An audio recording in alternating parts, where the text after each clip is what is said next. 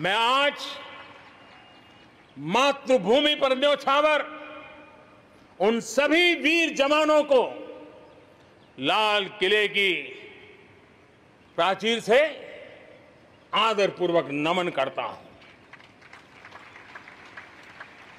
आतंकवाद हो या विस्तारवाद, भारत आज डटकर मुकाबला कर रहा है। आज दुनिया पर का भारत पर विश्वास और मजबूत हुआ है। पिछले दिनों संयुक्त राष्ट्र सुरक्षा परिषद के अस्थायी सदस्य के रूप में 192 में से 192 में से 184 देखो सो कहोगा भारत को समर्थन मिलना, ये हमारे हर हिंदुस्तानी के लिए गर्व दिलाता है। विश्व में हमने कैसी अपनी पहुंच बनाई है, उसका यह उदाहरण है। और यह तभी संभव होता है जब भारत खुद मजबूत हो, भारत सशक्त हो, भारत सुरक्षित हो। इसी सोच के साथ आज अनेक मोर्चों पर काम किया जा रहा है। मेरे प्यारे देशवासियों, हमारे पड़ोसी देशों के साथ, चाहे वो हमसे जमीन से जुड़े हो या समंदर से, अपने संबंधों का हम सुरक्षा, विकास और विश्वास की साझेदारी के साथ जोड़ रहे हैं। भारत का लगातार प्रयास है कि अपने पड़ोसी देशों के साथ हम अपने सदियों पुराने सांस्कृतिक, आर्थिक और सामाजिक रिश्तों को और गहराई दें। दक्षिण एशिया में दुनिया की 1/4 जनसंख्या रहती है। हम संयोग और सहभागिता से इतनी बड़ी जनसंख्या के विकास और समृद्धि की अनगिनत संभावनाएं पैदा कर सकते हैं। इस क्षेत्र के देशों के सभी नेताओं की इस विशाल जनसमूह के विकास और प्रगति के लिए बहुत बड़ी जिम्मेदारी है, एक अहम जिम्मेदारी है। उसे निभाने के लिए दक्षिण एशिया के इन सभी क्षेत्र के सभी लोगों को, राजनेताओं को, शासकों को, बुद्धिजीवियों को भी मैं आह्वान करता हूं, इस पूरे क्षेत्र में जितनी शांति होगी, जितना सौहार्द होगा, उतनी ही ये मानवता के काम आएगी, मानवता के हित में होगा। पूरी दुनिया का हित इसमें समाहित है। आज पड़ोसी सिर्फ वो ही नहीं है जिनसे हमारी भौगोलिक सीमाएं मिलती है, बल्कि वे भी हैं जिनसे हमारे दिल मिलते हैं। जहां रिश्तों में समरसता होती है, मेलजोल रहता है। मुझे खुशी है कि बीते कुछ समय में भारत ने एक्सटेंडेड नेबरहुड के सभी देशों के साथ अपने संबंधों को और मजबूत किया है। पश्चिम एशिया के देशों से हमारे राजनीतिक, आर्थिक और मानवीय संबंधों की प्रगति में कई गुना तेजी आई है। विश्वास अनेक गुना बढ़ गया है। इन देशों के साथ हमारे आर्थिक संबंध, खासकर ऊर्जा क्षेत्र में भागीदारी बहुत महत्वपूर्ण है। इनसे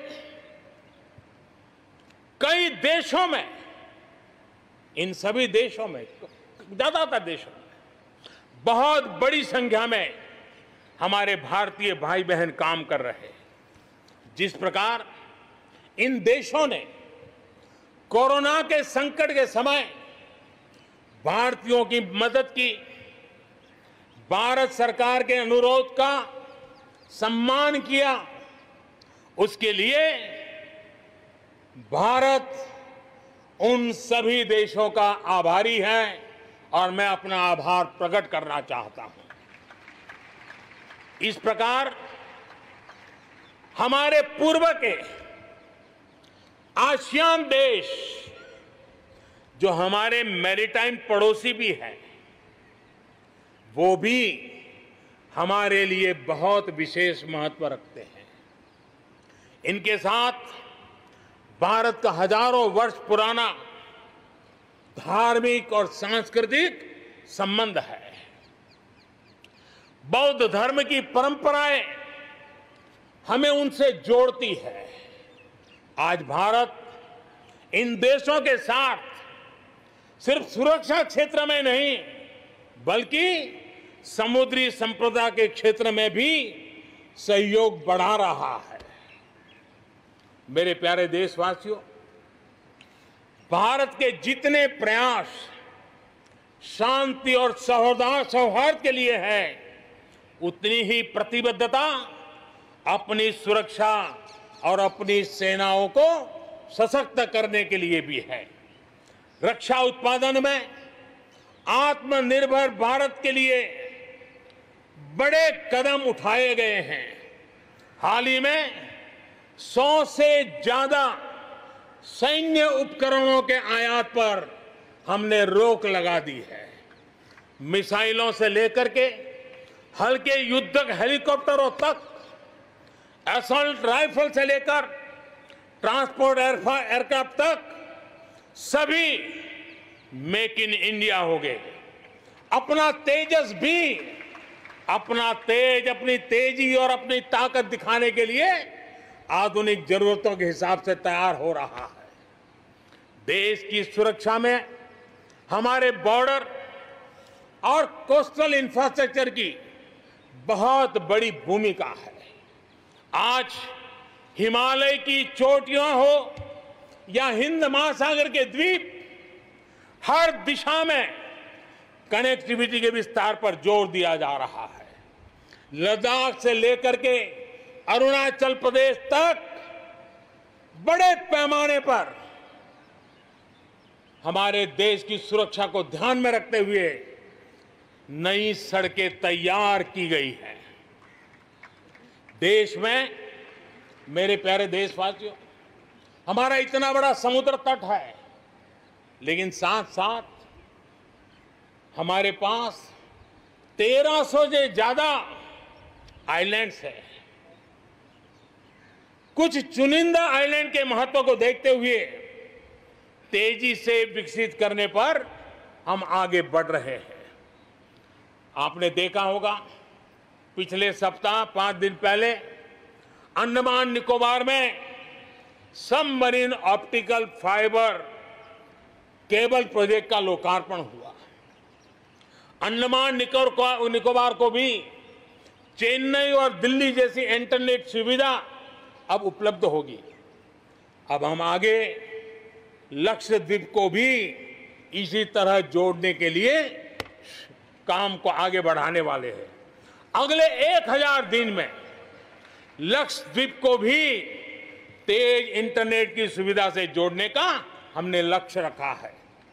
बॉर्डर और कोस्टल एरिया के युवाओं के विकास, उसको भी सुरक्षा को केंद्र में रखते हुए विकास के मॉडल की दिशा में हम आगे बढ़ रहे हैं। और उसमें एक कदम, एक बड़ा अभियान हम शुरू कर रहे हैं। हमारे जो बॉर्डर इलाके हैं, हमारे जो कोस्टल इलाके हैं, वहां के करीब 173 डिस्ट्रिक्ट हैं जो किसी न किसी देश की सीमा या समुद्री तट से जुड़े हुए हैं। आने वाले दिनों में एनसीसी का विस्तार उन बॉर्डर डिस्ट्रिक्ट के नौजवानों के लिए किया जाएगा। बॉर्डर एरिया के कैडेट्स को हम करीब करीब 1 लाख नए एनसीसी के कैडेट तैयार करेंगे और उसमें 1/3 हमारी बेटियां हो, ये भी प्रयास रहेगा। बॉर्डर एरिया के कैडेट्स को सेना प्रशिक्षित करेगी। कोस्टल एरिया के जो कैडेट्स हैं उनको नेवी के लोग प्रशिक्षित करेंगे और जहां एयरबेस है वहां के कैडेट को एयरफोर्स की तरफ से ट्रेनिंग दी जाएगी। बॉर्डर और कोस्टल एरिया को आपदाओं से निपटने के लिए एक ट्रेन्ड मैन पावर मिलेगा। युवाओं को आर्म फोर्सेस में कैरियर बनाने के लिए जरूरी स्किल भी मिलेगी।